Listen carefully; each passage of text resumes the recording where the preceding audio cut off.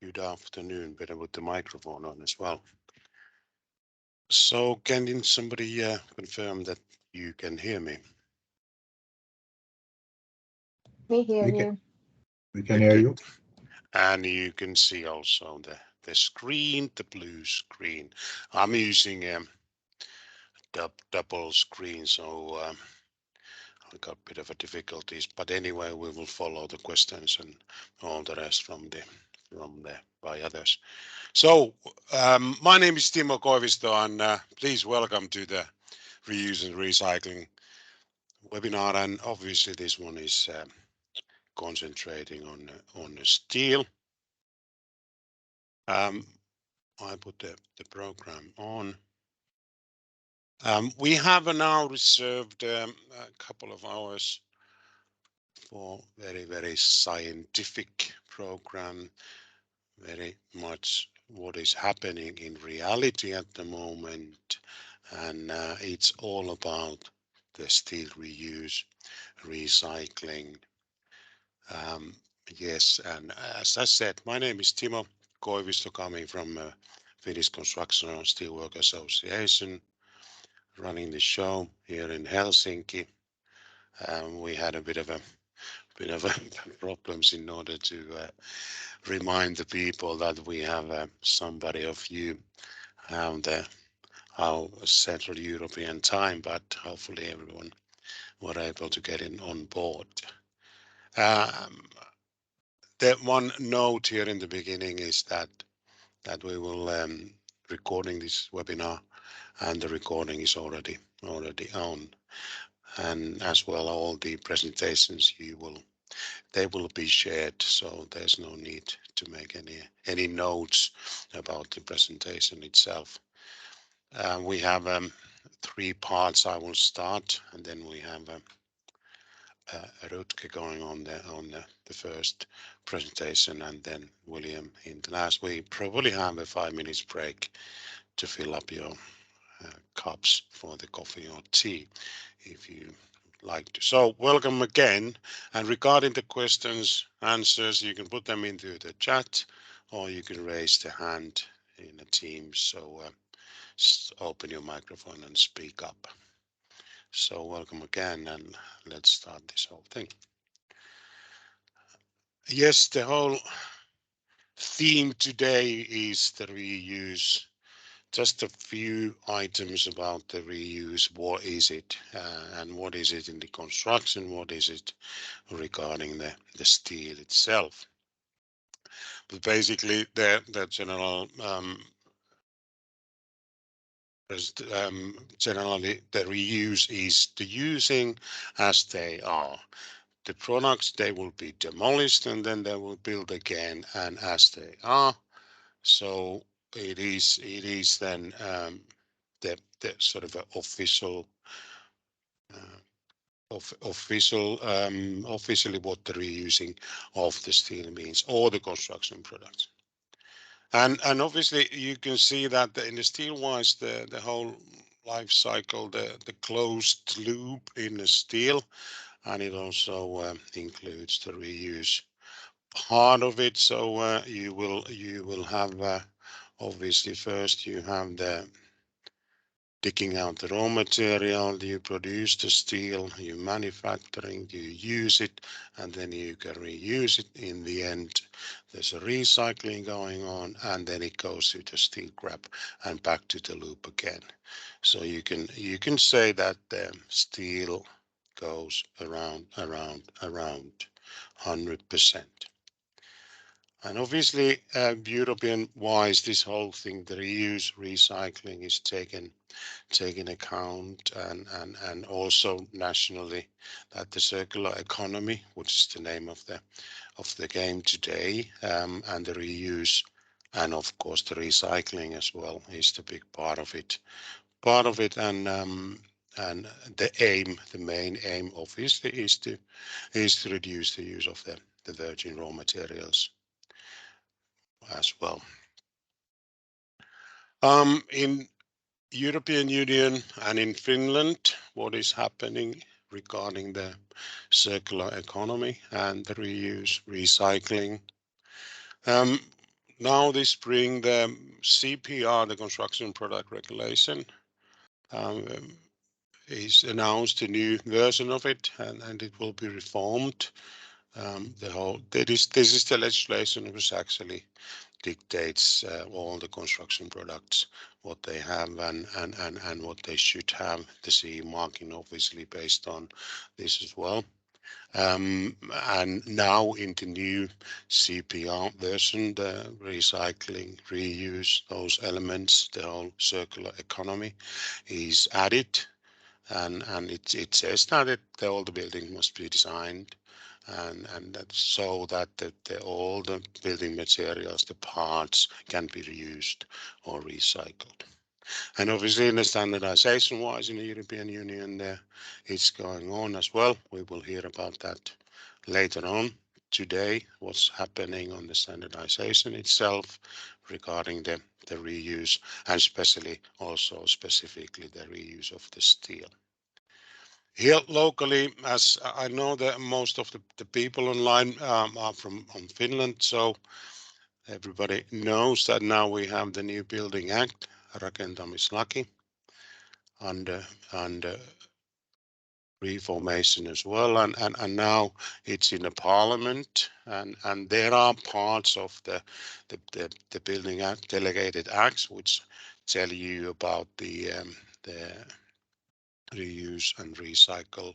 Now there will be coming delegated acts called climate declaration and also the material passports, which are then the ilmastoselvitys and materiaaliselosteasetus in Finnish language. Anyway, all these things are taken account on the new legislation and on these delegated acts as well. So nationally is happening quite a lot regarding the reuse.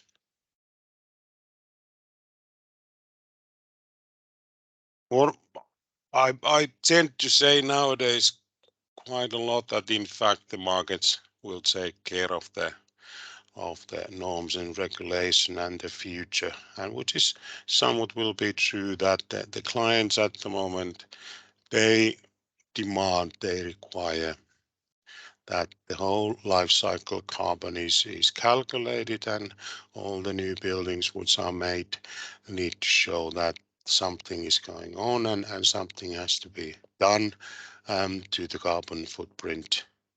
And here's just a few examples of how does it look, and we will hear about these later on in Rutger's presentation about how it actually goes according to standardization and what is the meaning of the module D and how can it help in terms of figuring out in the future in terms of the full life cycle carbon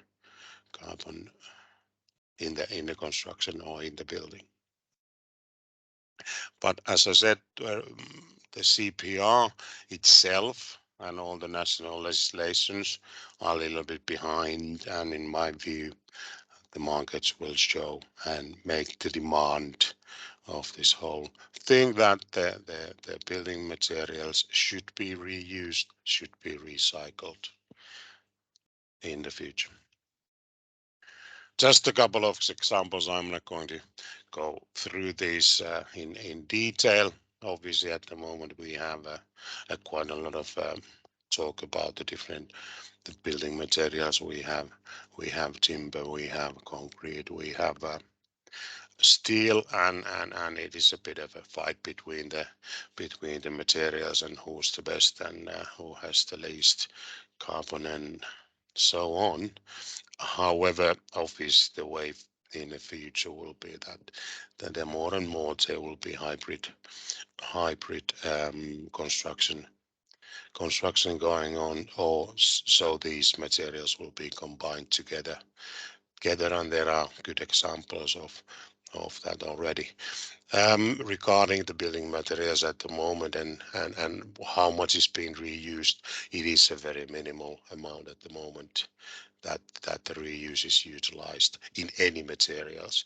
We're going to talk about today more about the steel, and with the steel we have the same thing that the steel reuse is not very big at the moment. Hopefully it is in the future, so we have a good potential and design the buildings to be reused, and also it helps that the raw material itself, the steel, is 100% recyclable, and it's already doing, as we have the good infrastructure and collection infrastructure for that. So in that sense, the steel has a very good potential for the reuse already.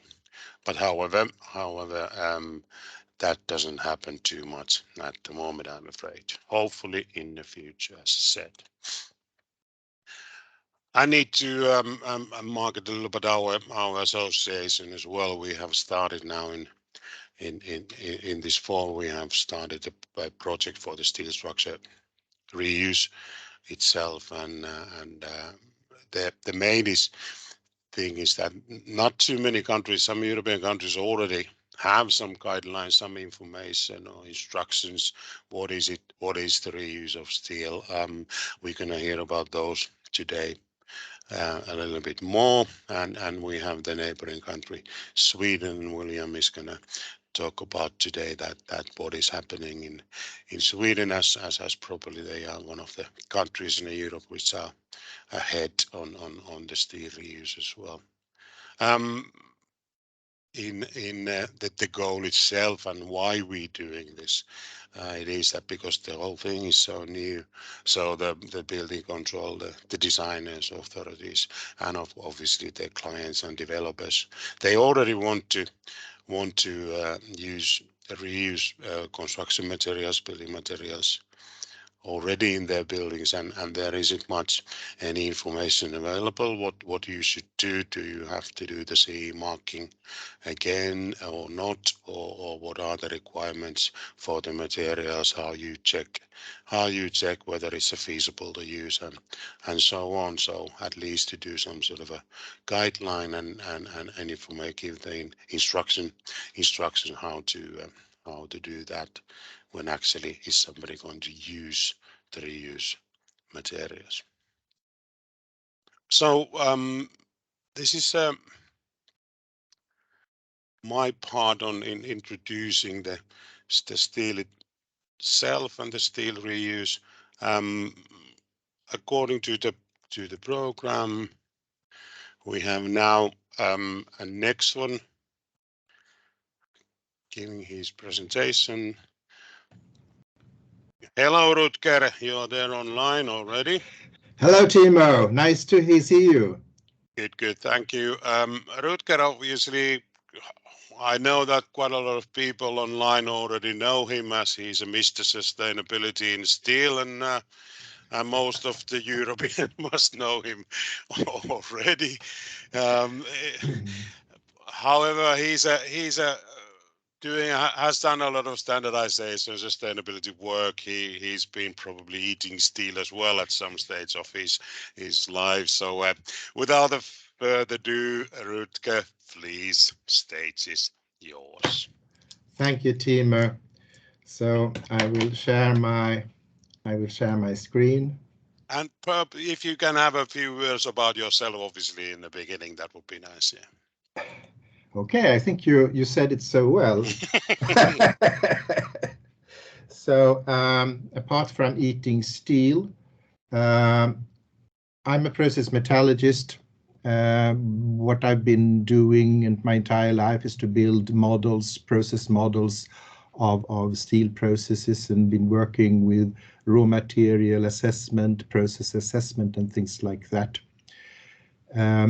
So some 13, 14 years ago, I was asked by the Swedish Steel Building Institute to join a committee, a Swedish mirror committee for sustainable steel construction. That was the mirror committee to the TC350 in SEN system. And so I joined there, and I realized that, there is not... The mirror committees are important, but if you want to really do something, you need to be in the committees in Europe. So I started joining the committees there, and I joined some committees in the ISO world. And suddenly I was sent on a global trip around the world, seeing whiteboard screens in all parts of the world, discussing paragraphs and seeing how our standards were made. And it's been all very interesting, a little, well, tiresome, because the self-interest is more present in the rooms than the actual will to improve the environment.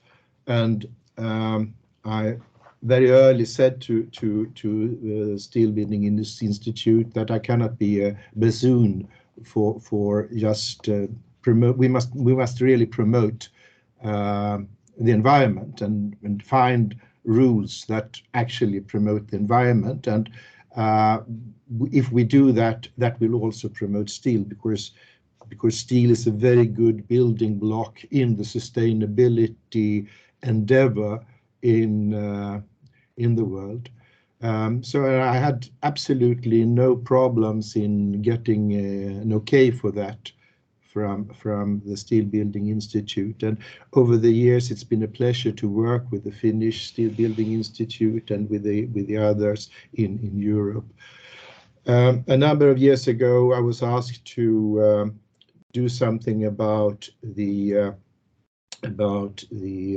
steel and aluminium constructional steel standards, because you have the most important standard for making EPDs for construction materials in Europe. It's the 15804, and I'm sure you all have heard about it. It's kind of super product category rules for construction materials under ISO 14044 and ISO 14025 and so on. So but that is full of ambiguities, and it's quite open. So we started working with that a couple of years ago, and it has gone very well. We've put in some bits. We think that we've actually now come up with a standard suggestion that could help the steel construction, the steel makers, and the steel construction companies in making consistent EPDs. However, we ran into some troubles because we don't share the same values we don't have the same ideas about concrete and the value of concrete, or the value of slag in concrete as the cement industry. And so they've been very powerful in the CEN world, and they have prolonged the work. To cut the story short, at the moment we have a version of the standard which we put forward for formal vote, and we have removed everything about slag, blast furnace slag, and our idea how the environmental burden between the blast furnace and the steel or pig iron, how that environmental burden should be divided. And that means that we've actually left 15804 with the ambiguity it has on this field, but we've removed it because we can't wait for the CEN system to solve the issue and solve the different ideas that with TC350 working with 15804 and TC135 working with the steel aluminium standard. So what we are doing now, we left it out, keeping the standard still open, and we hope that this standard, which is called 17662, and which I will present bits and pieces of today, that will actually go on formal vote. So please take part. You can actually take part in this vote and work with the Finnish standardization or the Swedish standardization, wherever you're from, and look at it and come up with, you have some final ideas, but otherwise it should be pretty much finished now. We might still have some obstacles from TC350, but I don't think that will be very severe. But that is what's going to happen, and I hope that in the end we will actually wrap it up with some rules about the slag allocation, but that will be something that comes later on. From now on, the best we have is a standard that is very good in many fields, but ambiguous on the slag allocation. So that's the background, and so let's talk about steel and what a fantastic material is. When I told SBI that I don't want to just give only, I want to work for the sustainability as such, because in the long run that is the most efficient way of actually promoting our material. And here you have some pictures from SBI showing our pointing out that steel is durable, tough, low weight, strong. It's non-organic, non-hygroscopic. That means it doesn't rot. And you can build these fantastic flexible constructions and have a house that changes with changing functions and so on. And what you have here is, to the left, you produce steel from iron ore, and then you manufacture building products, put it into operation, and then in the end you deconstruct it, demolish the product, and then you prepare it so it's ready for reuse, ready for recycling, and then it goes into the new life, and that would be the steel production from scrap. And if it's ready for reuse, it goes into some sort of manufacturing process to become a new product. And so we want to show how fantastic this material is to the building companies, to the users, to the customers, and why they should really prefer building with a high portion of steel. It's a very good investment object because it has all these qualities. And what you have today in order to promote sustainability is that you have the environmental product declaration. And here you have the basic structure of an EPD. You have the product stage, you have the construction stage, the use stage, the end of life stage. And then you have something called supplementary information outside the boundary of the system. That is the famous module D, where you actually calculate, taking this material into the next life, what is the value of that? And it may seem simple, but well, to tell you that when I started this work in 2009, then this module D wasn't in the it was not in the plan at all. The other construction materials like timber and concrete, they had said that no, let's do a cut-off. We stop after the disposal, and then what happens then is the next lifetime. We don't have to bother about that. But after great work from Eurofair and a lot of countries, and aluminium and European aluminium and other metals organizations, we actually forced the system to put in the module D, where you actually calculate it. But it was really, for a very long time, it was voluntary, and you didn't need to have it. And so in the first standard that came in 2012, it was not really well viewed by the LCA experts. It was something that the cat had dragged into the house. But later, I think 2019, before that, the European Union said, no, if you want 15824 to be a standard that we can use in the CPR, then you have to add the end of life, the module D.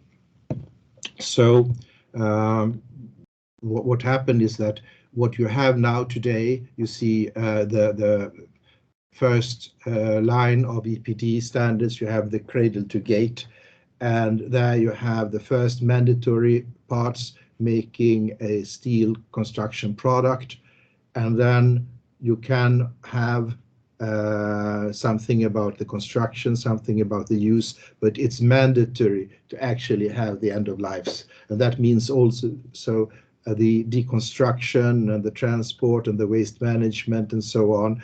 And you need to actually calculate and show the value of the material after the deconstruction.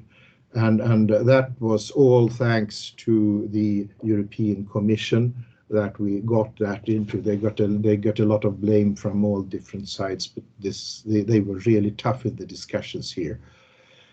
And then, of course, you have different versions where you add different things, more and more information. So when you talk about reuse and recycling, what you have also is an important fact is the reference service life. When you make an EPD, you actually say that, okay, we make an EPD for 80 years. But most steel structures may have a lifetime more than 80 years. And we have to actually acknowledge that even when we make the EPD, that this building is made to last 200 years.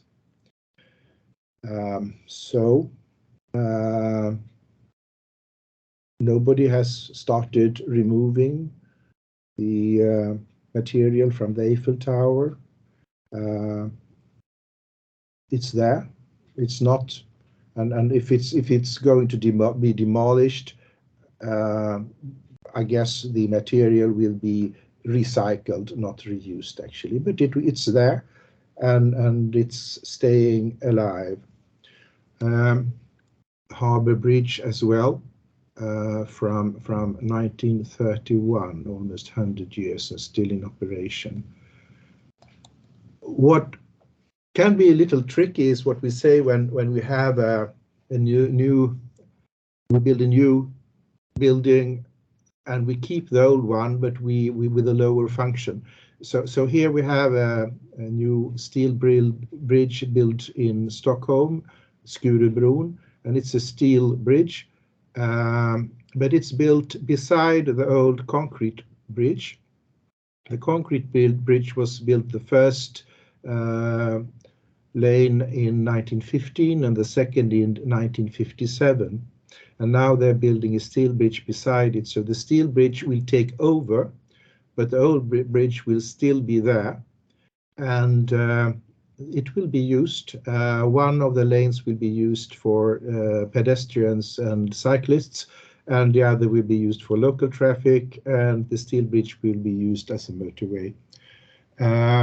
So still you are keeping the old bridge and in function, and if you build something that you can use and you say that okay, it can last for 100 years, probably the next 100 years it will have a different function of some kind, but it will probably still be there.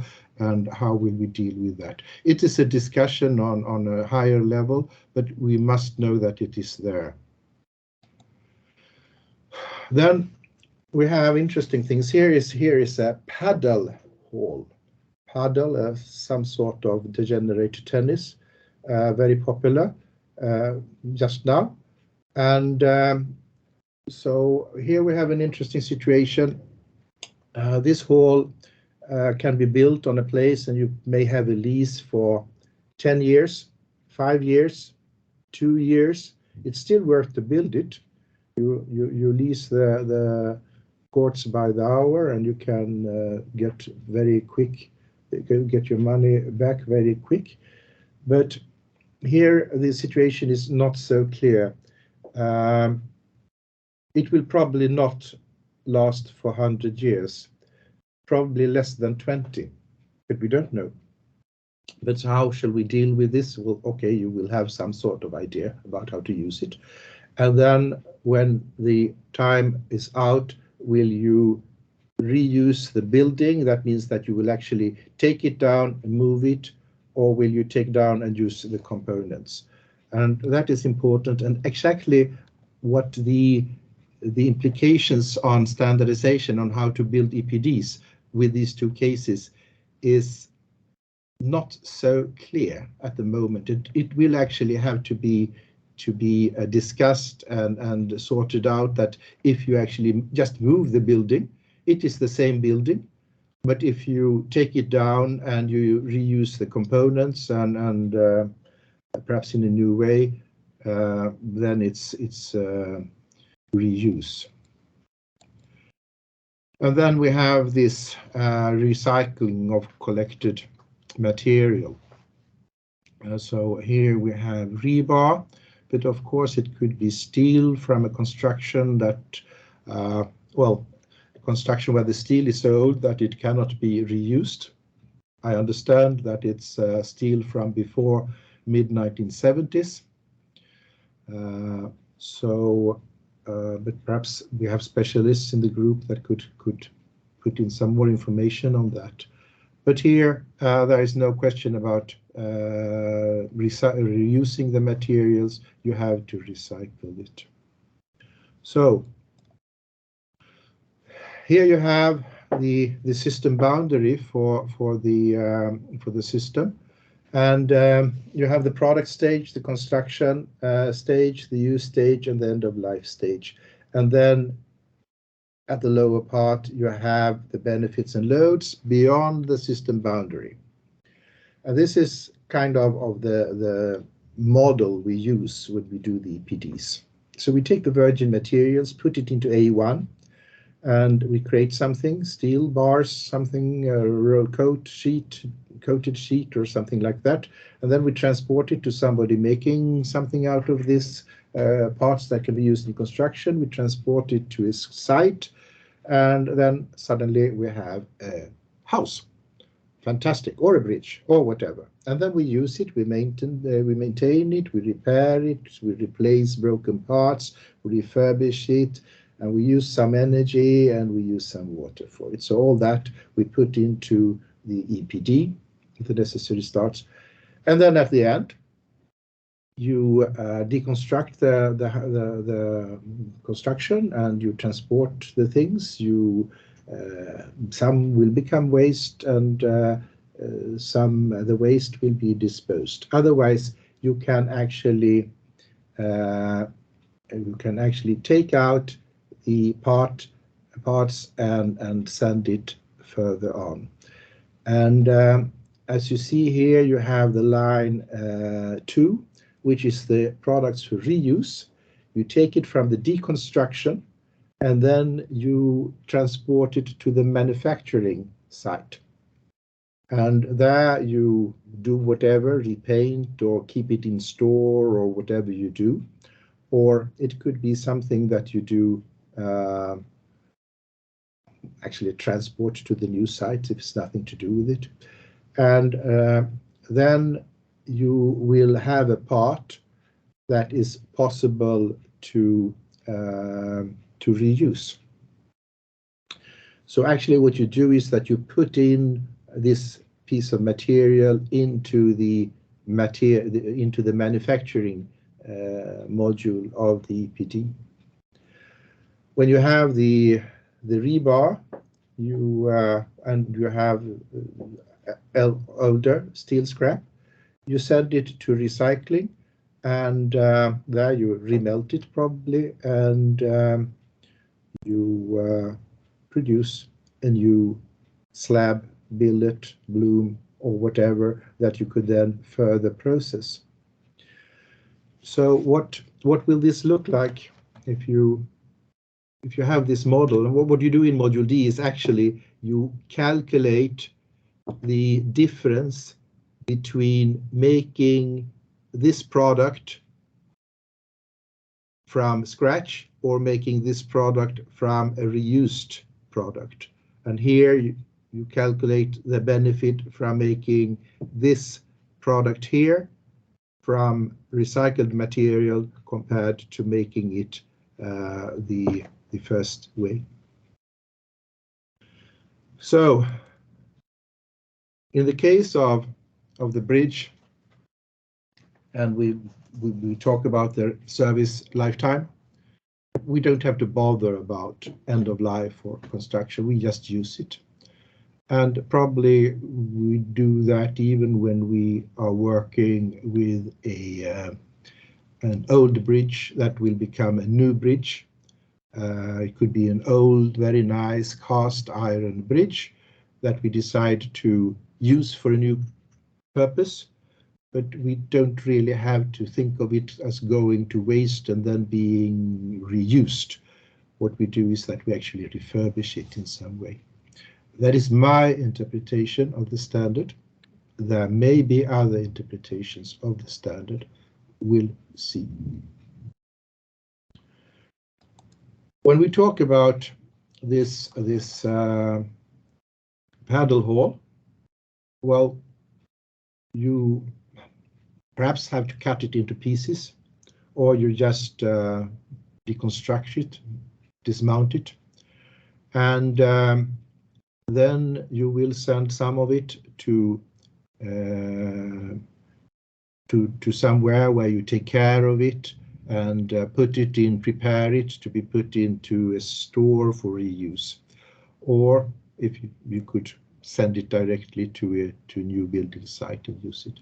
But otherwise, that is the basic idea of the A3 module here in the product stage calculation. You look at the different components that you have after manufacturing and compare it, but what would it have cost if you did it in the first way, and then you calculate the benefit. And of course, if you cut it into pieces, you will have some waste, and that waste you will actually have to take into account that it goes to a recycling and becomes a new billet, slab or bloom or something, and then you calculate the value from that. And here, when you have steel coming from the end of life stage, it goes to recycling and it becomes new billets. So this would be the normal case here. So when we talk about reuse and recycling and in module C and D, so what you do and you take into account in the reuse scenario, you have the disassembly and the sorting at the building site, and you transport it to the stockholder, and then well, you might it says no further processing needed to reach the end of waste state. Well, I don't think that you have to think about the end of waste in this case. It is an end of waste procedure, but you don't have to do something. You just see that it can be used. And then what you actually have to take into account then is the what you need to do in order to make it the burdens you need to make it possible to resell. And that is something that you take into account and calculate the benefit of doing that.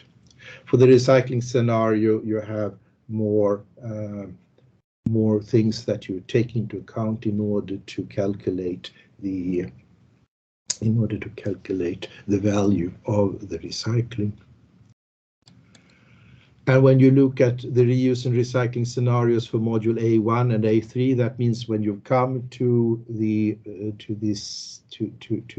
recycling process, well, then you in module A1 you have the transport from the scrapyard, and then you have the remelting and casting and whatever that will take you to the point of substitution. And then for have a secondary product input, that is the reuse scenario. You have some additional transport perhaps, and then you cut to size and whatever you need to do to make it. And the interesting things here is that, as I see it, what you do in module C and module C actually is something that is considered as an environmental burden for the old life cycle. And what you do here in module A1 to A3 here is something that actually should be considered in the new life cycle. So the importance here of module D is to calculate the value of the recycling, but when you look at the environmental burden of the new product, when you take it into use, then you should actually take in all the processes in A1, A2, and A3, and for your new product. We can dwell on that more. So what you have here then is some default values for reuse, recycling, and landfill for these scenarios, and these are based on studies that have been made.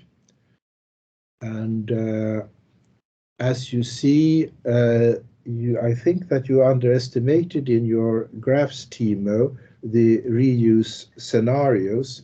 These are actually documented, calculated reuse scenarios for steel, where you have, well, up to 15% for profile steel cladding, steel piles, and things like that.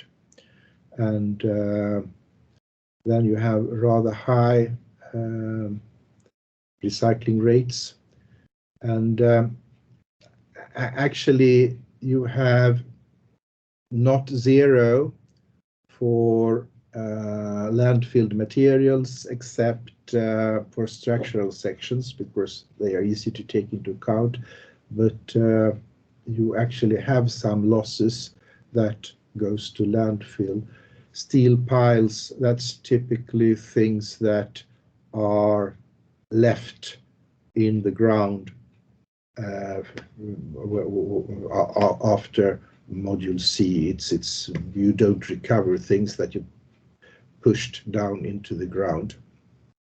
So, and well, the aluminium industry has not so much data on this, but of course this is a very important statistics that we should actually develop further, and that's important for you, Timo, to take into account, and how do you actually measure and keep the data for this.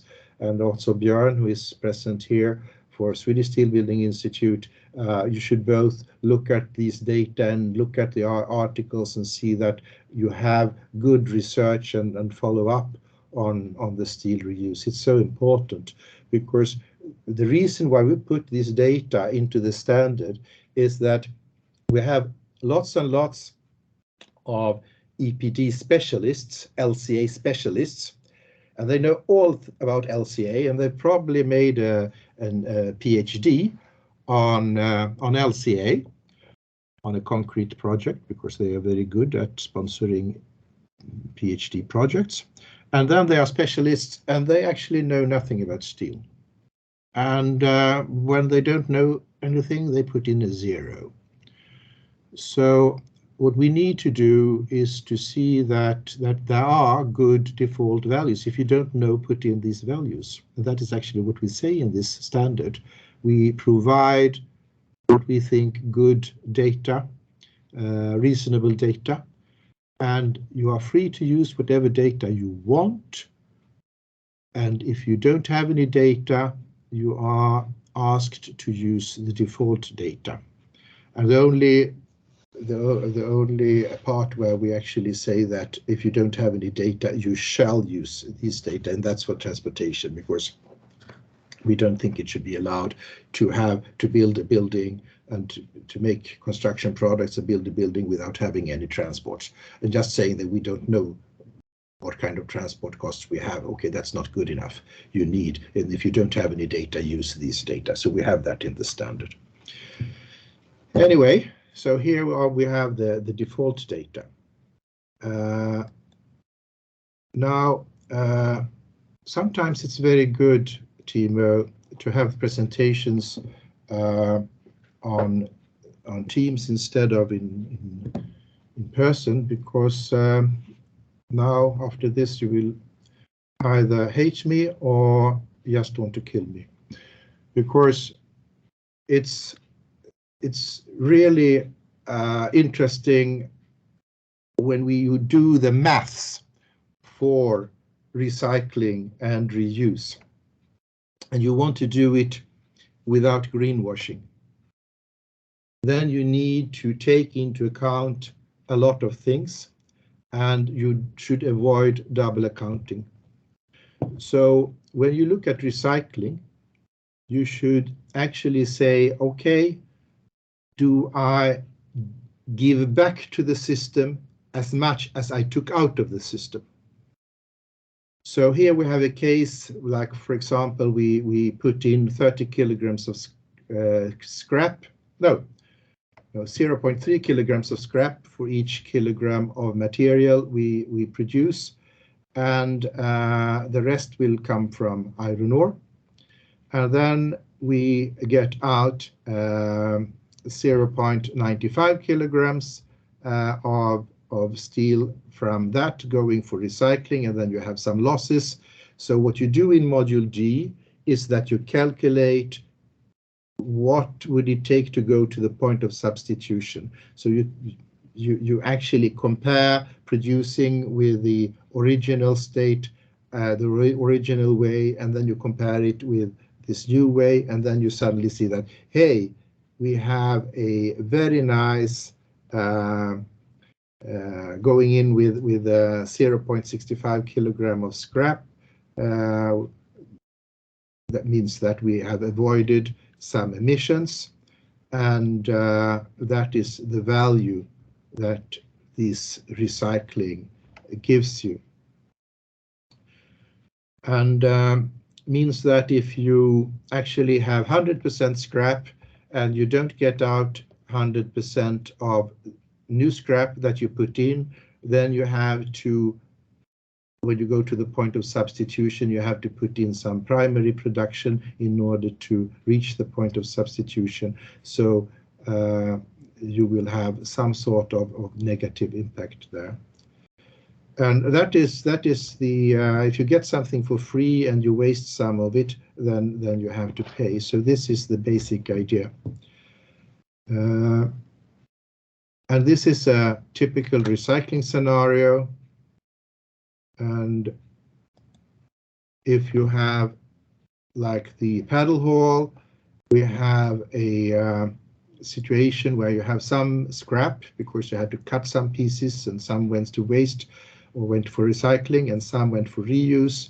Then you actually calculate the value of the reuse, which is probably quite high, but then you have the value of recycling, and probably you deliver less scrap into the system than you had from the beginning, so you have some burdens there, and that burden must be subtracted from the benefit you have from the reuse.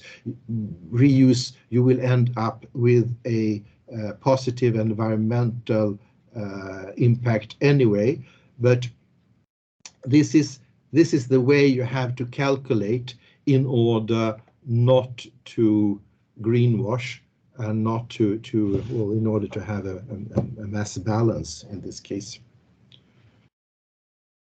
So now,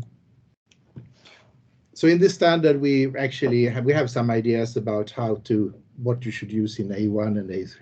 You don't have to use it, but we try to provide some guidance. We try to provide some default data for the construction and for the deconstruction. These are based on academic papers, and again, if you have better data, use that. If you don't have any data, you can use this. Well, just don't use 0, because you can't demolish a building without using any electricity, diesel, oxygen, propane, or whatever. And then, well, you have here for single-story buildings and you have for multi-story buildings.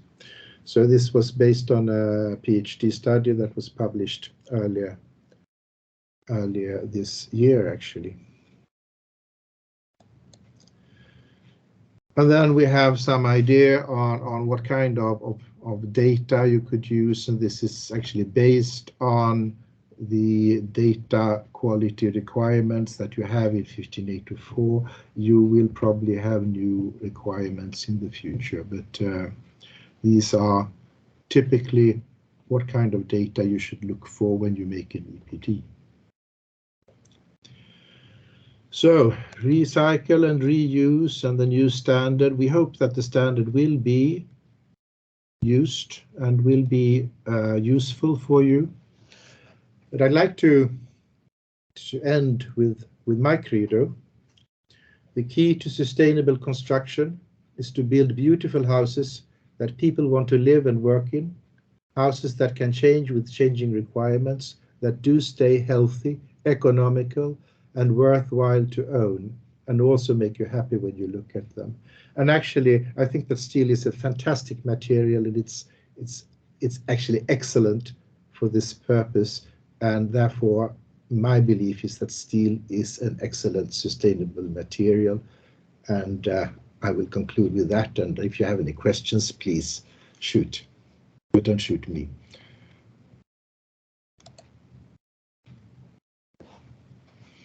Timo.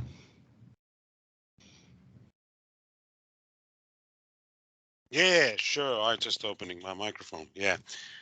If you go to the chat, there is a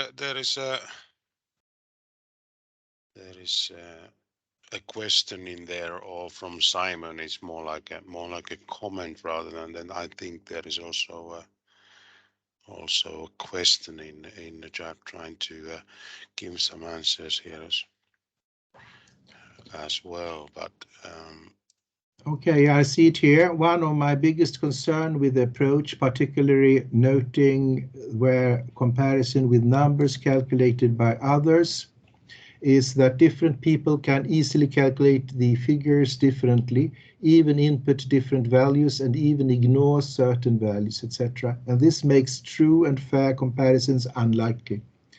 If the comparison is intended to weigh up options and choices, then clearly being accurate and true can easily lead to a disadvantage. It seems to me that in the cases of comparison, there needs to be set up transparency and independent checking.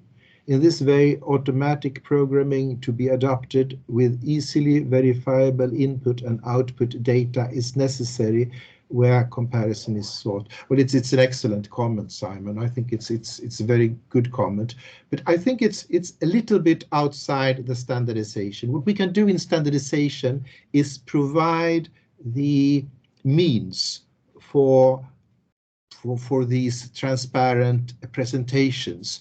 And then what we have to do on the political level is that actually see that building companies, that politicians, they understand the necessity of these actually enlightened comparisons, that they are actually done. I've spent a lot of time discussing with some Swedish authorities about just the necessity to look at module T. And they don't even understand that. They don't understand that. Why should I think about what happens in 20 or 50 years? Why should I bother? I have to look at, I have to choose between version A and version B now, and 50 years it's fantasy. So I think that we have to do some work beside the standardization and really show the industry and the politicians how to use the EPDs. Perhaps we can do a special standard for that, I don't know. Then Simon said, I did not catch, when do we expect the standard will be formally issued? No, I don't understand that either. So sorry. We have actually sent it to Sen and the secretary, and we said that we want this to be sent to formal vote. We've had a rather distressing situation with TC350 obstructing our process. They behaved really in a not correct way, and we are going to see some after work after that. But I hope that they will consider that it's not that they don't have there's no conflict of interest or something like that. They don't object to the standard before Christmas, and then we can send it to formal vote just after Christmas. So that is so I hope that when it's sent out for formal vote, then you can start actually looking at it, and it will be formalized during 2023. So that is there. Timo, you are so right. Okay. Yeah, but yeah, exactly. When you said about a bit of in my quite provocative slide in with regards of how much actually is reused or what is in a landfill.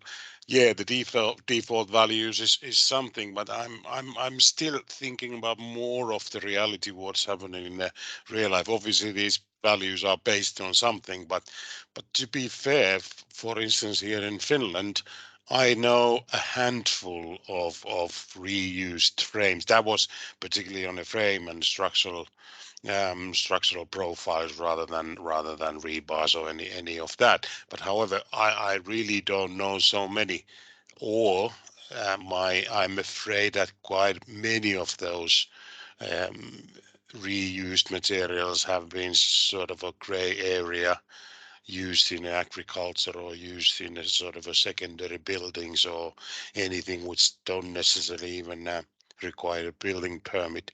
But to be fair, I think all the materials, whether it's a timber or whether it's concrete or the steel, it is rather minimal in terms of the reused frame or reused even the complete buildings. And I know all this pain in terms of concrete buildings built in 80s or 70s, and the height of the floor heights are totally different, or transportation is expensive, or with the steel, in order to find out what the steel has been eating, how old it is, what is the strength of the steel, what is the painting, or if it's got some scratches, what you have to do for that. Obviously, we're going to hear something about in terms of processing that from the next presentation, but it is so that the reuse at the moment is neglected, and obviously main reason must be that the carbon and the whole life carbon burden is not taken account, or what it can do for that thing. And when I say that the markets will take care of this, or developers will take care of this when the financing of the project is, let's take for instance the taxonomy, when you can get them the cheap money if you got greener building. So obviously then the developers and the builders, they has to start to think about this. So, but we, as I've been saying to many already, that we don't have this problem in 50 years or 100 years. Probably well, at least I'm not gonna see that in 50 years time. But then now we design or start to design all the buildings for reuse, and after 50 years, all right, we have this good design here. Let's reuse this as a complete or as a component. So I don't think we suffer this problem in 2070 or whatever that is, after the whole life cycle of the building. But it is, yeah, good. I think that we should look at the references. You have the references in the standard, and look at it. And I think that we perhaps need almost a standard in the future to actually update that table and decide how to do that. So I think that you're pointing at a very important thing, Timo, and we should raise that question. We had a question also from Greg Fincher. Greg, thank you for your comment. I'm not sure if I understood it from the presentation, but how much is the reuse strategy estimated to impact the overall recycling practice negatively? And then you have a follow-up there. Would a reduction in material availability for recycling cause more mining and processing? Well, I think that we don't have to worry that we would run out of scrap, because these are very long life cycles. For one reason, steel construction, steel is only some 20-30% of the entire steel industry. But if we use more, if we recycle or reuse more steel, then we actually don't need so much scrap, because we don't have to make the new steel. So we actually reduce the need for scrap, and we reduce the need for iron ore. Of course that will not go into the scrap industry. Bad luck for the electric arc furnace companies, but for the society as a whole, I think it's a good thing.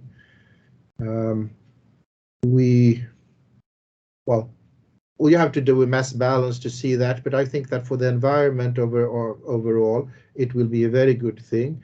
And to scrap usable sections just to provide scrap, it's a little bit what China did during the Cultural Revolution, when they scrapped cutlery in order to melt it and make new cutlery. And it was invention by Chairman Mao, and it was not working very well. I'm open. I think that you had my email address on the first. No, you didn't have it. I'm easy to find. So if you have additional questions to me, just mail them to me, and we will have more occasions to meet like this. So I'm open for discussion, and please take an interest in the launching of the standard next year, and we'll have some. I guess we will have, when we know exactly what it will look like, we will have some more webinars. What do you say, Timo? Yeah, definitely. Yeah, and we can make a real webinar series of this topic, and obviously it's developing all the time. And definitely, when you said, I will distribute all your details and all the rest to Excellent. So William has raised his hand, I think. Yeah, let's have Yes, I'm wondering if you have time for maybe one last question. Yeah. Yes. Me. Because if I understand it correctly, when you reuse a profile, then the environmental impact is zero, because the disassembly is already taken into account in the former life cycle. The disassembly is taken into account, and the transport to the site where it's stored for reuse. But if you do anything more at the reuse site, you cut it to length, or you repaint it, or wash it, or something like that, that would then be part of the A3 module in that new life cycle. Yes, yes. Okay, but if we don't take this into account, because it will probably be the same if you buy something new, you'll also have to make some cutting and painting and such. But let's say it's approximately zero impact from a Yep. reused profile. Yep. And then as a designer, I have no incentive to make it, to optimize it. I can use oversized profiles because they have zero impact. And this, I think, is some kind of trap that should be taken into account in the standards in some way, because then we come to this point that you can use oversized profiles. And so it could be, in the worst case, best to use a new one and send this big profile to recycling, because out of one you can make two new ones out of scrap, if you understand what I mean. And then the total impact will be less. Yeah, but then you must remember that there is a price on everything. Yeah. And if it's oversized, then it has a higher economic value. So Yes. so perhaps the correct size new product will have a lower price than the oversized reused part. And I think you have to deal with that in that way. Otherwise, you have to go into some details. But it's a very important point that you put up, William. Mm. I think that's something we have come across in some projects. We should keep it in mind, because that could be a design issue, that don't oversize just because it's free of environmental burden. Yes, but it's of course it's the same with new products. There is no one coming and checking your design and telling you that it's oversized. And we have a comment here from Simon. The challenge is the startup efficiency. No, efficiency will develop as a natural process as use becomes common. And yeah, we have to start and get it working.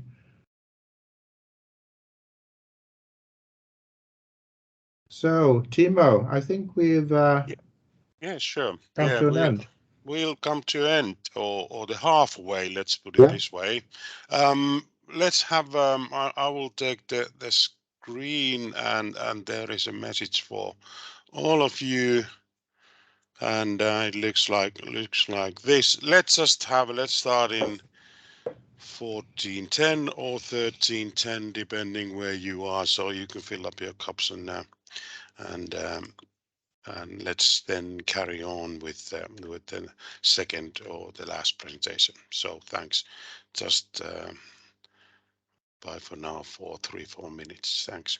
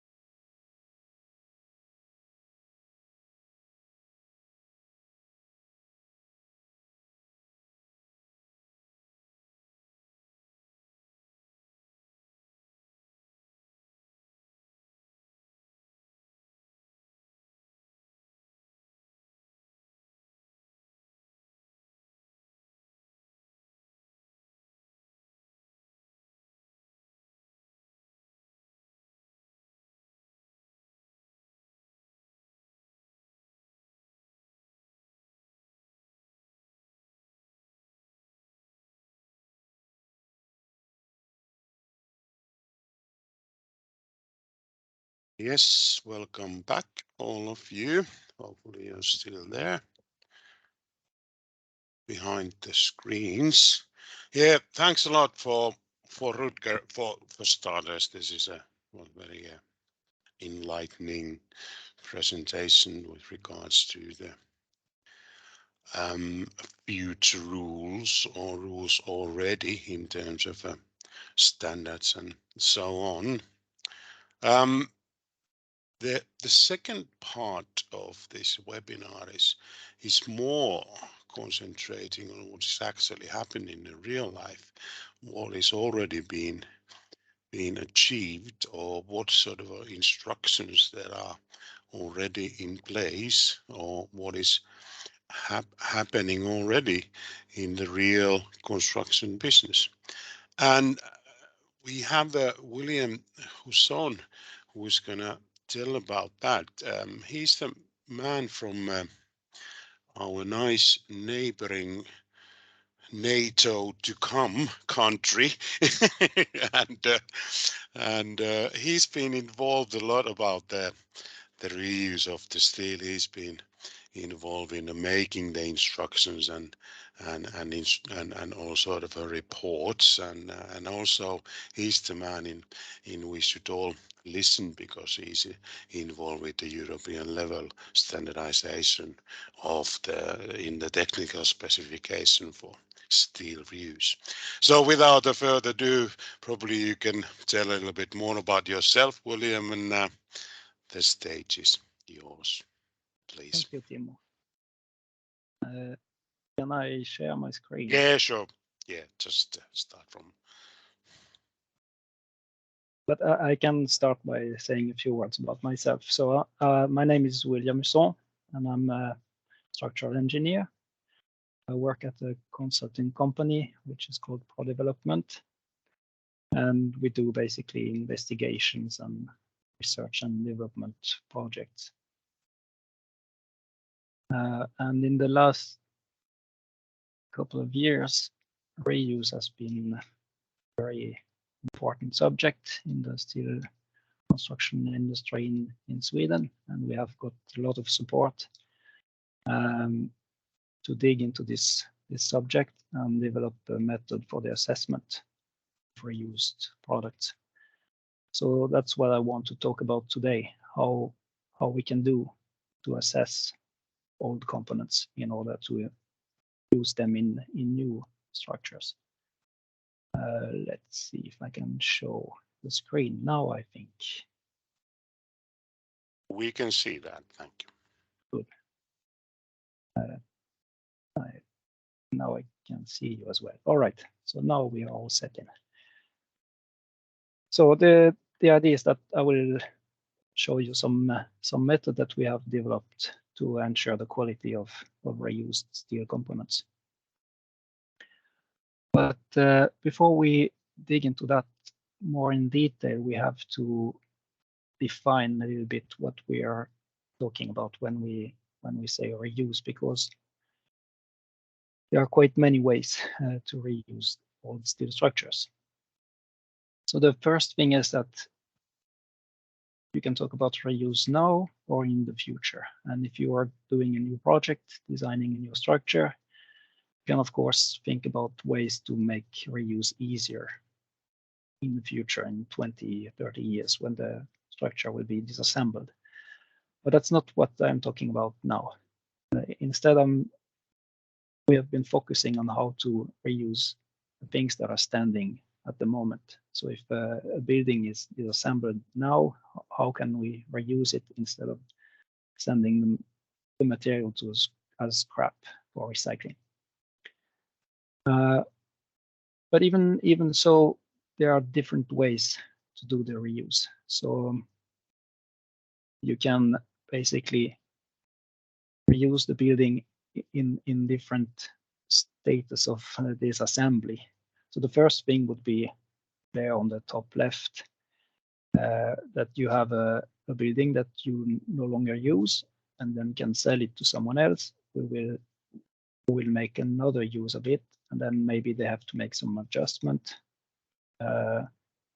they will put some more load on the structure. So you have to check for that, and that's, I think, what's called refurbishment, and it has some special problems or challenges and special solutions. But then you can also start disassembling this building or its structure and reuse it either as it was on another place, or you disassemble it further and take the components. It could be, say, a column with a foot plate that you could use in a completely different structure.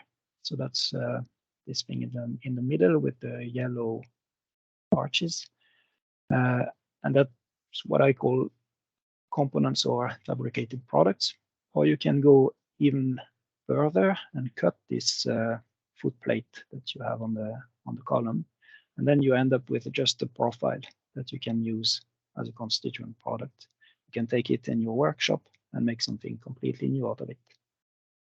And the thing is, when you go down this path, you increase the demand for the usability for the product. So if you have a very, very specific building, it's not so easy to find someone who is interested. But if you decompose it and you end up with just profiles, and you have, say, an HEA beam, you will have much more demand for that product. Bad thing is that the worth or the environmental benefits are going down. But if you can increase the reuse of these profiles, you still win something as compared to what is done today with recycling. So that's recycling is the last step. So you don't even have a profile with a specific geometry, but you go down to the material, scrap it, and then you can make whatever out of steel. So that's what's really working today. And reuse is, well, it's starting. There is a lot of talk about reuse and methods being developed and so on, but it's still a very small amount that is reused.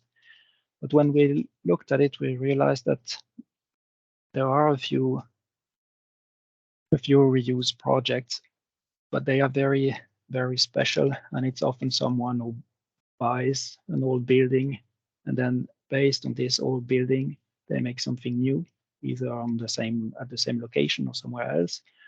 But it's a completely different building process. And probably if we have as a goal to make reuse more mainstream, we would have to go down to the profile level. That's where the demand is. There's always big demand for different profiles, and these products are also not as complex as a component with welded plates or stiffeners, or if you want to assess the surface preparation of the paint, it gets more and more complex. So we can start with the easiest level of the profiles, where we will have the biggest demand. And then we can step up and use the same method and add new layers on it if we want to go to components and structures and so on. So we will focus here then on reusing profiles and reusing them now. How can we say what steel grade we have when we disassemble the beam? That's the basic question. And as I've already talked a little bit about, I want to make the case for what we call this integrated reuse for profile. So if we look at the building process, how it looks like today, I'm not sure about Finland, but I think it's the same as in Sweden. It's very linear building process. So if you have to design something new, you start from a blank page of paper, or maybe it's a CAD program, a new file, and then you know which standardized product which are available on the market, and you use them in your design, And then at the end, when it has to be fabricated, the workshop knows we will be able to source these products. We will get them in good time and in the exact amount that we need. So everything is very streamlined and it's working fine, but it's not easy to get the reused part into this process. And at the same time, we have this very linear building process, and then we have something in parallel that takes into account the recycling. So when an old building is popping up somewhere, then it's demolished and the materials are sorted out and the steel is sent back to the steel production. And so you have a flow of material, or when you buy a new profile, it will be either from virgin steel or from recycled steel based on scrap. And what we think would help increase the amount of reuse is if we could have an independent reuse industry parallel to this recycling. So when an old building pops up, instead of requiring someone to buy it and then make a new structure out of these parts, we can have a look at the structure, what it's made of, and make a decision. Do we demolish it or do we disassemble it? And if it has some value, if we expect that we can sell the parts, then we will disassemble it instead of demolishing. And then we can recondition the parts. Maybe we blast them and paint them again and do some testing so that we can sell them as equivalent to the new ones. So the designer will not have to change its work processes. You can still make a design based on standardized products, and you don't know when it's time to build if you will have reused or if you will have new products, but you don't really care, because then you can call, or if you are in a workshop and trying to fabricate something, you can call your stockholder and you tell them, I need 10 HEA 200. And the stockholder will then, sometimes it will have only new ones, but sometimes it will have maybe 5 of 10 that are reused. And in the whole, you will have a much better flow of reused profiles, reused products. So that's our basic idea, what we call integrated reuse, that we think will increase the amount of reused products overall. So in a specific project, it will be difficult to say, we will build this new hall only of reused product, but for the steel industry in general, we will be able to increase the amount of reused products. Well, of course, in order for that to work, we need some methods for testing and classification, this last step before we can say that the reused products are equivalent to the new ones. So if the designer doesn't know if he is working with new or reused products, then we have to be sure that they really are equivalent. So we need this testing and classification method. And so we will have technical issues and also legal issues when it comes to this testing and classification. So I want to start with the legal issues then. How does that fit within the current regulatory framework? Because we can make new standards and so on, but it would be best if we can already implement these methods right now with the current regulations. So if we start at the top of the hierarchy, we have this construction product regulation. CPR. Good girl. Talked about this PCR, and now I'm talking about the CPR. It's a bit confusing. But this one is the regulation that is at the top for construction products, and it sets the conditions for marketing of construction products. So it's basically the rules for how the clients and the suppliers have to exchange information about the products. And it says that construction products must have a declaration of performance that states what the essential properties are. And then if the product is made according to a normalized standard, it has to be CE marked, or it can be also a European technical assessment. But if there is a normalized standard, it's CE marked, and then the declaration of performance is according to what is stated in the standard. And so if we look at our specific case with steel products, what we find is that there are product standards for, say, hot rolled section. It's the EN 10025. Or if you have hollow sections, it will be 10 to 119, for instance. And these are, of course, for new products. So they are not well suited for reused products. If we take down a beam from an old building, it will be difficult to CE mark it according to the old product standards like 10025, for instance.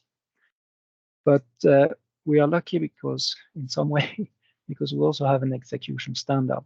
And in most of the cases, we don't use just beams as they come, but they go through a fabrication process in a workshop, and then they become some structural steel construction or part of one. And so they are made according to EN 1090, the execution standard. And this one has different parts, and in part one, it's the certification of the fabricators. And when they are certified, they can set a CE marking, and they know how to declare make the declaration of performance.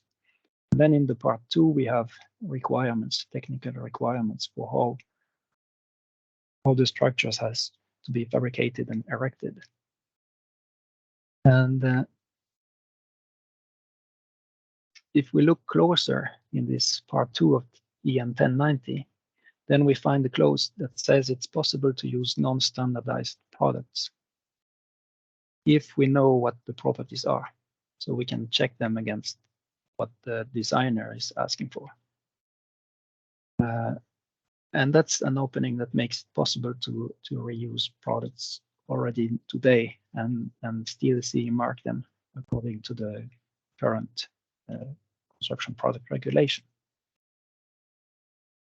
So here's how it looks like in the 1090 part 2. We have this clause 5.1, and it says if constituent products that are not covered by the standards listed, so it's listed in 1090 part 2. If we use these, then their properties shall be specified. And it also lists different properties that have to be specified.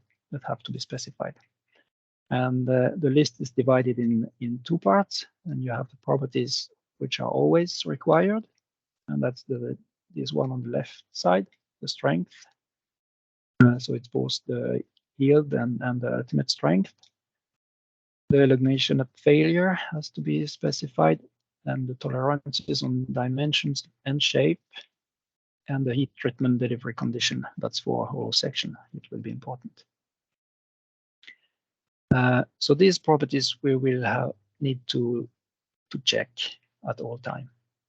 Then we have the optional properties, starting with weldability, then impact strength and toughness, and three others that are not so important in normal cases. Weldability is optional. I think it's a bit strange because very often you will weld something. So even if it's optional, I think we'll have to have something some method to check the weldability, and actually it's not too difficult. It can be based on an assessment of the chemical composition, and then you can derive a carbon equivalent value and check the weldability that way. So I would say it's optional, but it's very good if it's always there, because yeah, it's not too often that nothing is welded on the profile. So that's what we are working on. So what we need to know, we can use the current regulation, and the question is, can we come up with a good and cheap method to make this assessment to check these properties that are required according to EN 1090 Part 2. And the good method is not too difficult, because there are standards to make tensile tests and impact tests and so on. So this is already available. We don't have to invent it anew, but the problem or the challenge is also to make it cheap. So we don't want to make too much testing. We want to be just on the right level so that we don't make it too expensive.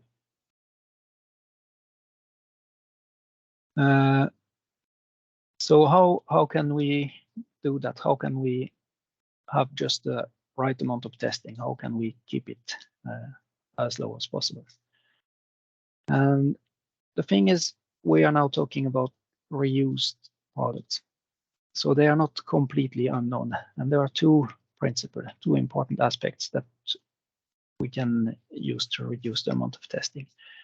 And the first one is that we know what to expect, basically, because we are talking about an old construction, and then we should know where it was built. And based on that, we can go back in history and see what was used at the time of construction. So I'm not sure how it looks like in Finland, but in Sweden it's like this, that all right, we have the EN standards, those are the same in Finland and Sweden, and they come up in the 90s, at the beginning of the 1990s. So if we have a building that is built after that, we can expect the steels that were used then to be similar to those which are used now. And if we look closer, actually, we can go back even farther back, because here in Sweden we had these SS steels, which came up in 1971, and those are very similar to the EN steels. And when the Eurocode was made, or all the Eurocode design rules are based actually on data from those steels from the 1970s and after that. So I think if we have a construction from the 1970s and newer, then we can reduce the testing, because the question will be, what steel grade do we have?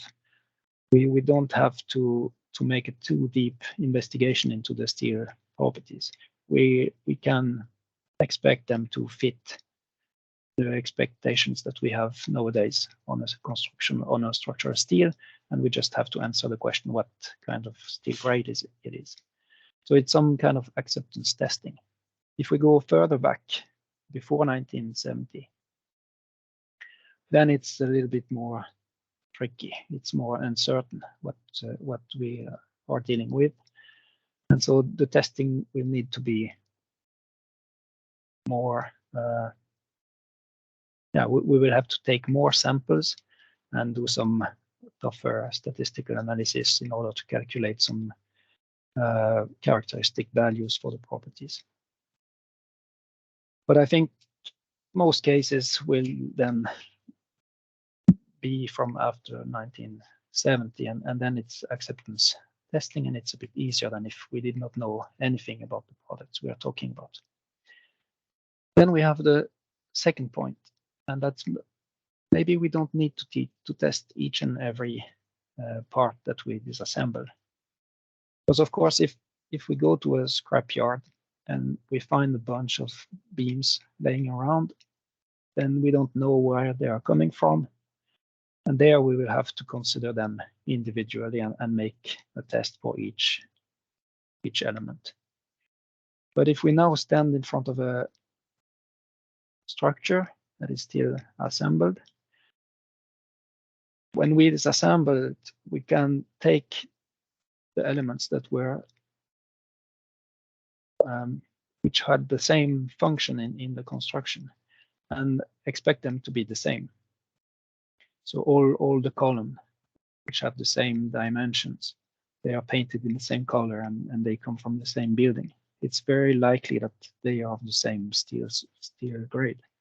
So we can place them in a test unit, and then we can use some non-destructive testing, which is a bit cheaper and easier to implement, to check that this assumption we make that they are the same properties, that it's okay, it seems correct. And then we can use testing or destructive testing on one element of these testing units, and it will be valid for the whole batch. So that saves a lot of testing and a lot of money. So these are the two principles that we can base our assessment methods on. And so finally, the assessment methods, they can look something like this. That's what we have now in Sweden. It's some kind of handbook or industry standard that is recognized. It's not a real legal document, but it's something that the industry has accepted, and some stockholders are starting to use it in real projects. So we start by asking ourselves 3 questions, and that will give that will lead to different assessment procedures. So the first question is, do we know where the products are coming from? And if we don't, then it's this procedure D, and I show it in red because probably this one will be a big no, it will not be economical. So it's not impossible, but it will be a bad case of reuse because it will cost a lot. So here we will have to, we don't know anything, so we will have to test each product individually, and that's not economical. So, but if we know where it's coming from, and the next question is it made of modern steel? And that's the question about the age of the structure. So basically, is it built before or after the 70s?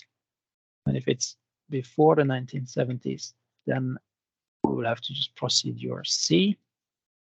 And that means more testing, statistical analysis, so not very economical. But if we are talking about a relatively new construction, say made after the 70s, then we still have 2 different cases.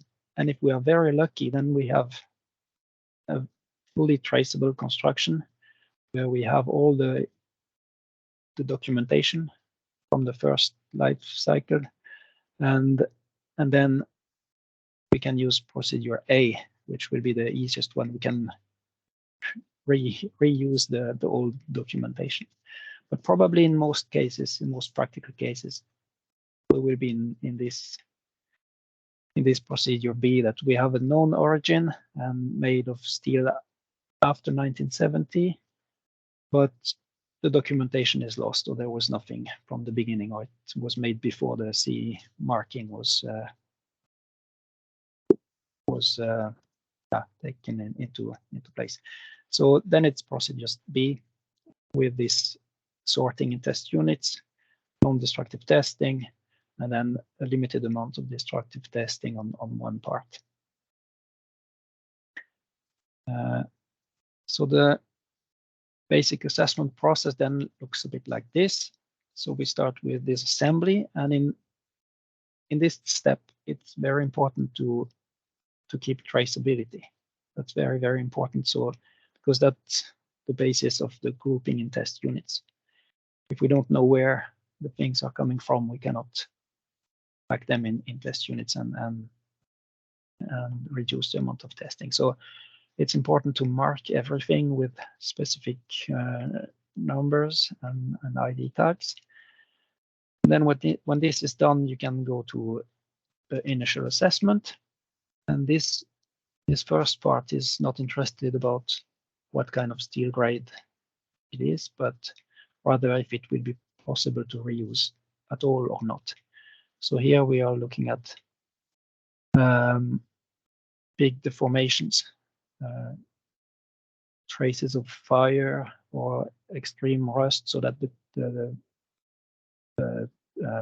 cross section is reduced, or if you have holes or cracks or such things, then maybe you have to recycle these profiles instead of reusing them if they are in a bad shape. But if they pass this initial assessment, then we go to the next step.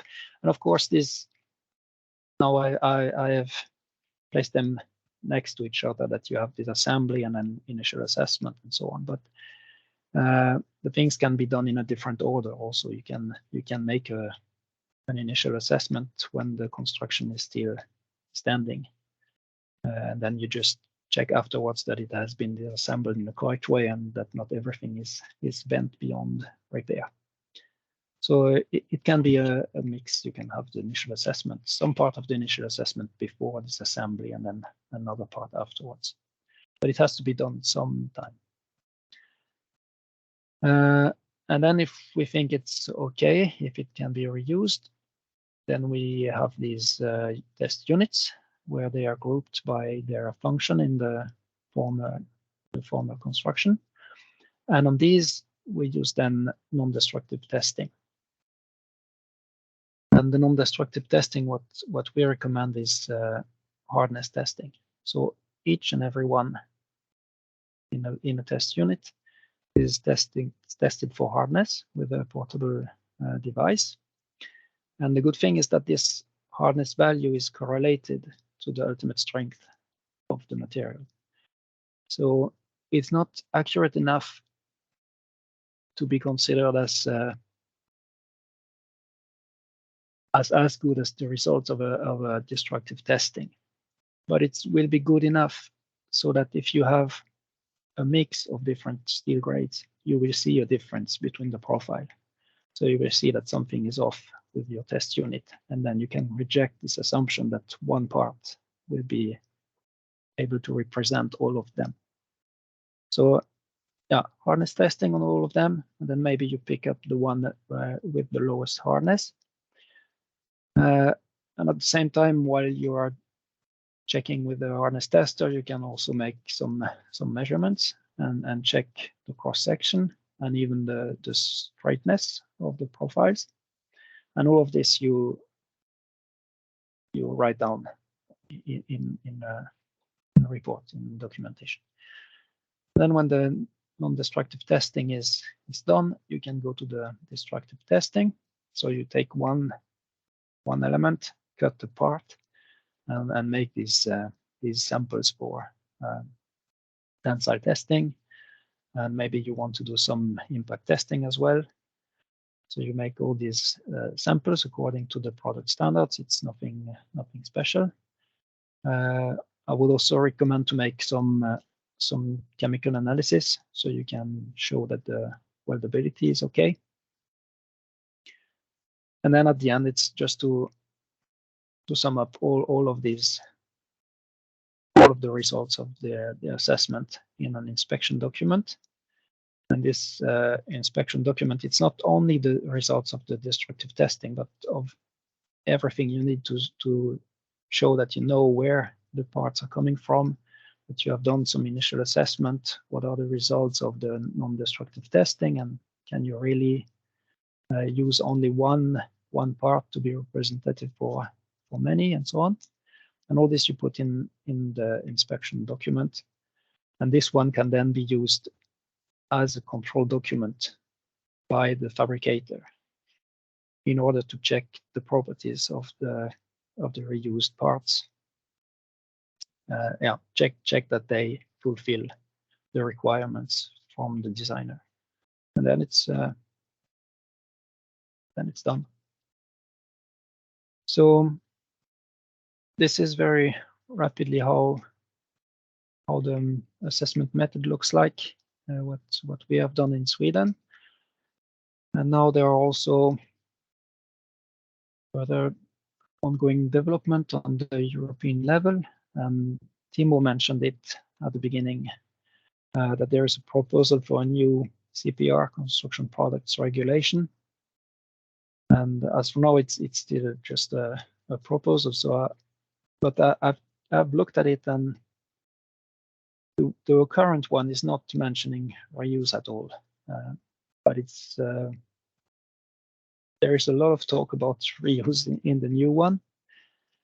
And what is interesting for us, I think, are Articles 2 and 22. And in Article 2, they state and then that a new declaration of performance is needed if the intended use of the reused product or its characteristics are changed. So my interpretation is that you maybe don't need a new declaration of performance for reused steel parts if you still have the old one. And then there's this Article 22 also, and then there they say that the new declaration of performance can be based on the earlier declaration of performance, and they have declaration of performance for different type of reused product, remanufactured, and also surplus products if they are new but have never been used, but still the manufacturer does not take responsibility for them. So I think it's good that they talk about reusing this new CPR, but I'm not sure exactly how to interpret it and how it will look like. I hope that they are not excluding all profiles that were made before the CE marking. And I hope it's not getting too bureaucratic, but at the same time, I think that anyhow, the method that we are implementing today is entirely based on EN 1090. So we don't need to be too afraid of what's happening with the CPR. We can still use the current method, I think, if the new CPR is implemented. And at the moment, we have started working on a technical specification from this group, which develops the EN 1090 standard. It's TC 135, working group 2. We have started a new work item to make a technical specification that will explain how to interpret this clause 5.1, so how to assess the properties that are needed if you use products that are not standardized. And we've been working on this for a year now. And at the last meeting, we took the decision that we want to have a final draft ready by the end of 2023. So I hope we manage that. And then it will be voted by the different European countries. And if we get a yes, then the publication should be in 2024. So by then, we would have a European method to assess the properties of reused steel products. So, well, that's a good thing. It's good that we have a common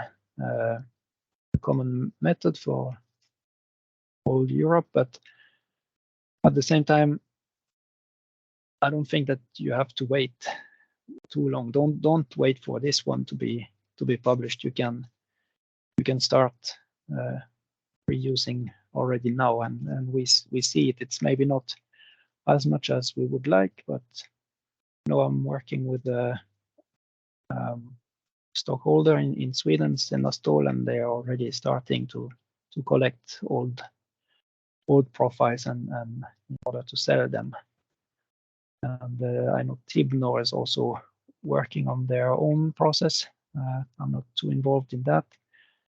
And we have a company in Sweden called Northset. I think they're also working in Finland, and they certify fabricator to EN 1090, and they have an extra certification ready if you want to do some reuse. So they can, when you do your certification to 1090, then you can have a little extra that shows that you are able to implement those methods that I showed in order to use reused profiles. So yeah, that's about it. I think there were a lot of questions. I was not able to read them at the same time in the chat, but we can take to them now maybe. Thank you, William. Yeah, you can have a look at those more comments rather than questions, but there might be a few questions in there as well in the chat. As you said, I think the good was that you shouldn't wait any of these, whether it's technical specification or whether it's a CPR. And to be fair, the new updated CPR is a bit of a too vague anyway, and the development of that when we get something real thing or real detailing of anything on that with regards to the reuse, that is going to take years and years and years. So we too late, or it'll be too late anyway. And as I said, the markets will somewhat take care of this problem. The thing is that the technical specification idea is good, that to have a process and at least something on the issue. The same thing in here.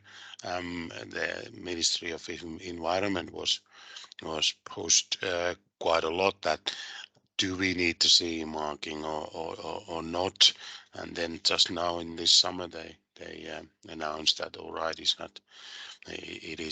is not needed, and in case if you're not sure what to do or what to use, then it's sort of a site specific certification and checking the things, which is absolutely good, and this actually then again the markets can go on further on this reuse or issue, so not to worry about the CMAG. And 1090 has given already, I mean in right in the beginning, it has given the kind of if you don't change this and that, and you have a documentation available and all the rest, so it's absolutely fine. It doesn't need to have the new CE marking. Yeah, but I don't know whether you check there is anything specific in the chat. Very nice points from Simon, and I think it's very it is clear that we have the sort of this two-way avenues, and obviously we have the situation now where we need to reuse something which is already built, and then when everything is in place, or whether it's in 50 years or whatever, then we have a different story. And there are already, and it's absolutely brilliant that the Sweden has done this sort of a rules, and this is something we're making here as well, and quite similar. It's not a rocket science. It is quite simple in the end, and you just need to do it, and that's it. And as I said, I'm repeating myself, but you have to do it if the markets or your clients demand that. So it is a simple question. Yeah. Any other questions? Yeah. First is this comment from Simon on reusing now or in the future, and he's right, there will be this transition period. And if you're working now as designer, maybe you can push for having traceability throughout. I think there are good arguments for the clients. It's some kind of investment at the beginning. It's more tedious if you have to mark everything and have this traceability, but that's something you can have use of afterwards when you will sell the building. So we can skip all this testing if we know what it's like from the beginning. That will be definitely best. But today it's more often than not you have no documentation. So we need this testing. Then let's see, there's, yeah, okay, if the steel is coming from different parts of the world, yeah, we are talking about steel on the domestic market, so to say, or at least in Europe. Yeah.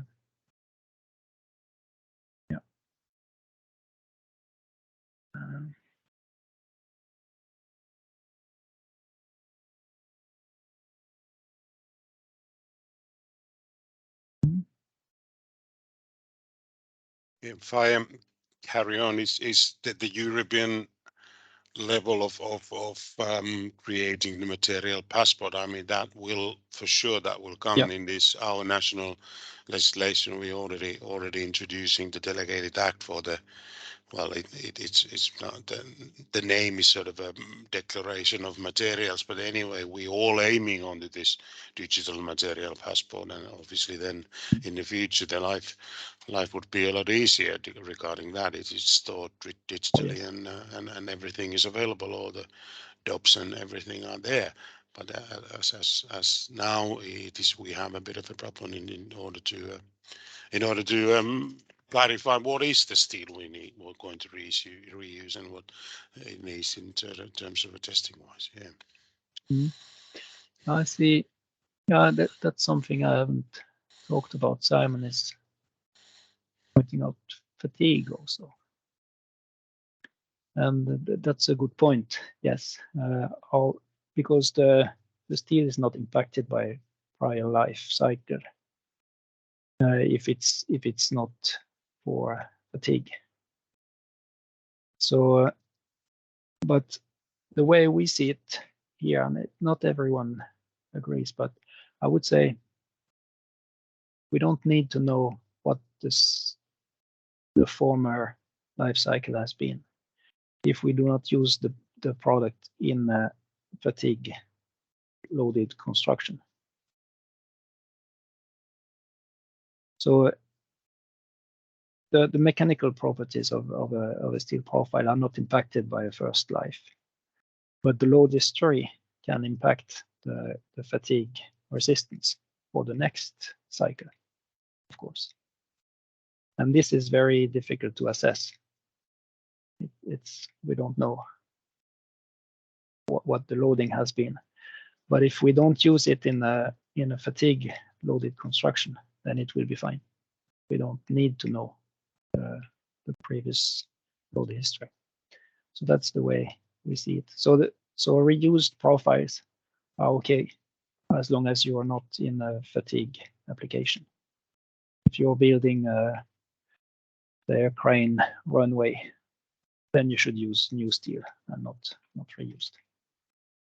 But most house buildings, they are not submitted to fatigue, so it will be it's a big market for reused products. And then if EN 1090 Part 2 can be updated for optional additional quality documentation, well, I think there are already options for traceability, so they can be used.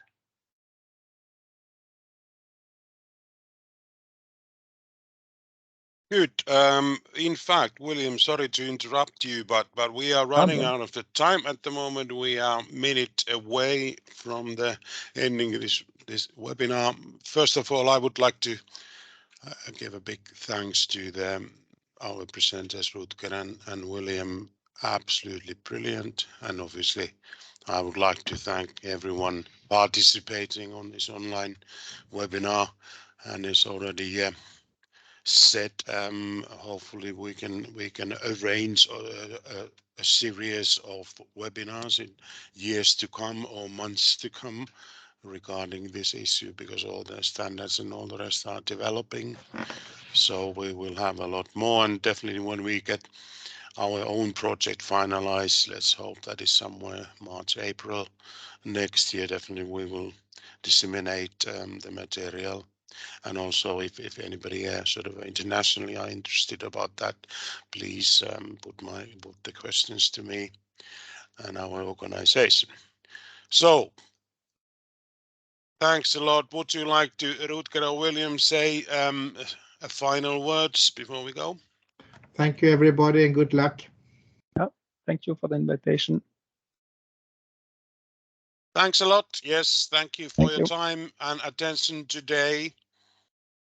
Goodbye for now. See you.